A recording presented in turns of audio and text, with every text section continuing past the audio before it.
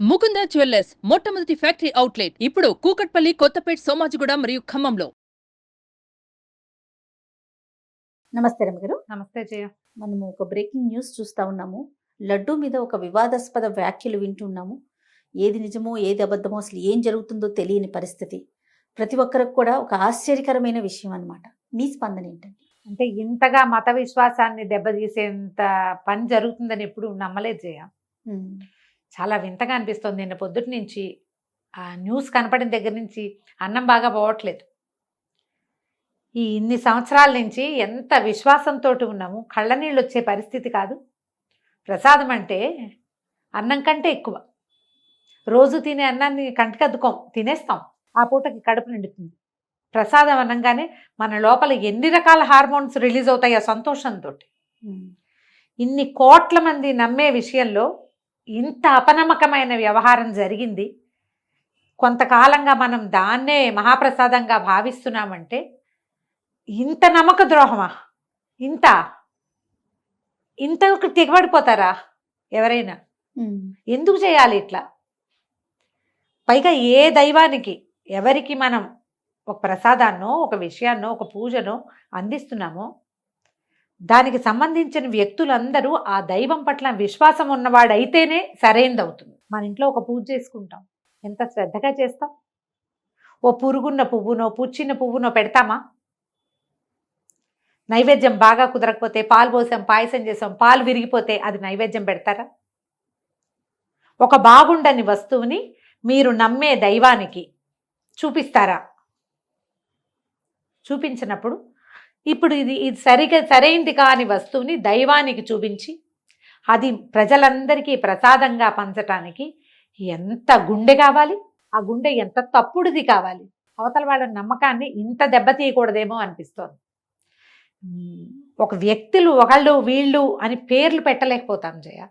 ప్రతి వాళ్ళు నిబద్ధతతోటే పనిచేయాలి. దైవారాధన నిబద్ధతతో జరిగేది. అది ఏ మతానికి చెందిందైనా కూడా ప్రతివాడు అదే విశ్వాసంతో పనిచేయాలి. అక్కడ మనం నమ్మటం కంటే దైవాన్ని ఎక్కువ నమ్ముతాం కదా.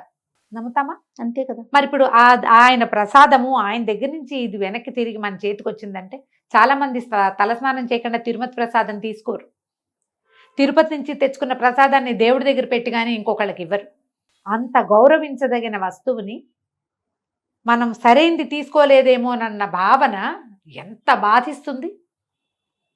ఇంత బాధకి కారణమైన వాళ్ళు సరిగ్గా ఉండగలరా అసలు?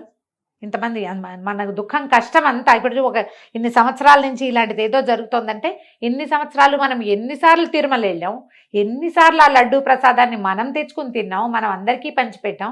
ఎవరెవరో 2 లడ్డూలు తెచ్చినా తలా ఒక చిన్న చిన్న పొట్లమైనా ఇస్తాం కదా. ప్రసాదం అంటే చెప్పులు విప్పి కళ్ళకద్దుకుని తింటాం కదా. అన్నం కూడా చెప్పులేసుకుని తినేస్తున్నాం మనం. అవును, దేశమంతా కూడా బఫేలకు వెళ్తున్నాం, హోటళ్ళకి వెళ్తున్నాం. కానీ ప్రసాదాన్ని బూట్లతోటి అపరిశుభ్రమైన చేతులతోటి ఎవరైనా తీసుకుంటారా? అంత శ్రద్ధగా చేయవలసిన దాన్ని అదే శ్రద్ధతోటి అందించడానికి ఏ సంస్థ అయినా ఎందుకు ప్రయత్నం చేయకూడదు? ఎందుకు చెయ్యలేదు? భారతదేశం కాదు, ప్రపంచంలో ఉన్న అందరు భక్తులు ఈ సంస్థలని ప్రశ్నించాలని ఉంది నాకు. ఇంత నమ్మక ద్రోహం చేస్తారా? భగవంతుడి పట్ల నమ్మకాన్ని తీసేయటమే కదా ఇది. ఇంత లోపల దెబ్బ కొట్టచ్చా? నువ్వు వీపు మీద 2 దెబ్బలు కొడితే పోతాయి. ఇది ఆత్మలో కొట్టే దెబ్బలు ఎట్లా పోతాయి? నమ్మకం మీద విశ్వాసం మీద కొట్టే దెబ్బ పోతుందా? నమ్మగలమా? ఇంకా ఎక్కడ ఏ ప్రసాదం తీసుకున్నా అయ్యో ఇదేమిటో ఏం తింటున్నామో అనిపిస్తుంది కదా. ఎంత బాధగా ఉందంటే టీవీ చూస్తుంటే కడుపులో దేవేస్తాం. ఇది మనం తెచ్చి పంచాం కదా, మనం తీసుకున్నాం కదా, ఇది తప్పు కాదా? దేనికోసం చేస్తారు? ఏది శాశ్వతం ఇక్కడ? నమ్మకం ఒక్కటే కదా శాశ్వతమైంది. అంతే కదా. ఈ అశాశ్వతమైన వాటి కోసం శాశ్వతమైన భగవద్భక్తిని మనం ఎక్కడికి చేరాలో, ఎక్కడి నుంచి వచ్చామో దాన్ని అవమానించటం, దాని తాలూకు గొప్పతనాన్ని తగ్గించటం ఎంత తప్పు. ఎవరైనా ఎందుకు చేయాలి ఇంత?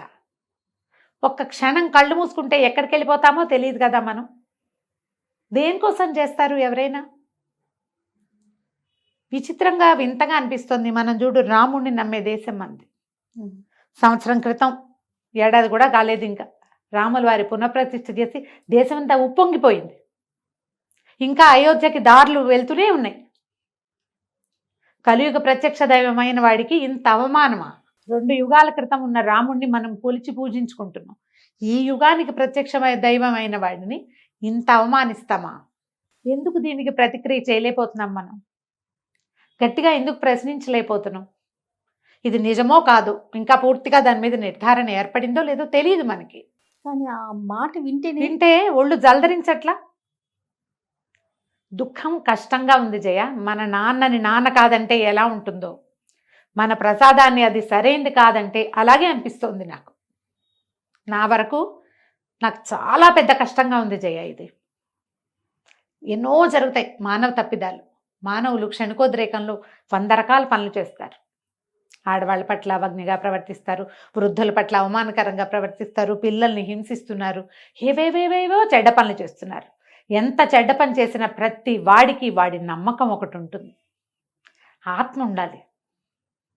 అది లేనిది మనుషులు మన లేం కదా, మనిషి అన్నవాడు లేడు. ఇంత ఆత్మద్రోహం చేస్తారా ఎవరైనా? ఎవరో ఒక వ్యక్తినో ఒక మనిషినో ఒక సిచ్యువేషన్లోనో కాకుండా పూర్తి విశ్వాసాన్ని తీసేసే పని ఇది. తప్పకుండా ఈ దోషులకి శిక్ష పడాలి. వాళ్ళు ఎవరో వెలుగులోకి రావాల్సిందే. ఒకవేళ ఇలాంటిది ఏదీ జరగలేదు అంటే ఊపిరి పీల్చుకుంటాం మనమంతా.